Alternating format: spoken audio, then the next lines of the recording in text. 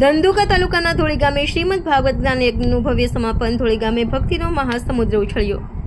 અમદાવાદ જિલ્લાના ધંધુકા તાલુકાના ધોળી ગામ સ્થિત પવિત્ર રામદેવ પીર મંદિરના સાનિધ્યમાં આયોજિત શ્રીમદ ભાગવત જ્ઞાન યજ્ઞ આજે ભવ્ય અને ભાવભર્ય સમાપન સાથે પૂર્ણ થયું. આ 7 દિવસીય કથા યજ્ઞમાં ધોળી ગામ સમસ્ત અને આસપાસના ગામોથી હજારો ભક્તો ઉમટી પડ્યા હતા.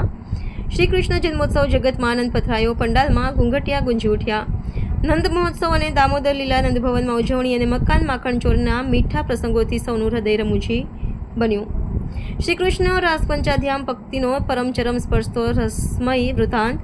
ઉદ્ધવ સંદેશ અને વિદાય લીલા જીવનમાં વૈરાગ્ય અને વિવેકનું મહાત્મ્ય સમજાવતું હૃદય સ્પર્શી સંદેશ. અંતિમ દિવસે પરમ પૂજ્ય બાપુજીના મુખ્યથી પૂર્ણાહુતિ કથાના પ્રસંગ સાથે વિશિષ્ટ હવન પૂજન વિધિ, પુષ્પાવૃષ્ટિ અને આરતી કાર્યક્રમ યોજાયો. ભક્તોએ હરિભક્ત ભાવથી સમર્પિત પૂજન કરી અને પ્રસાદ ગ્રહણ કર્યો હતો.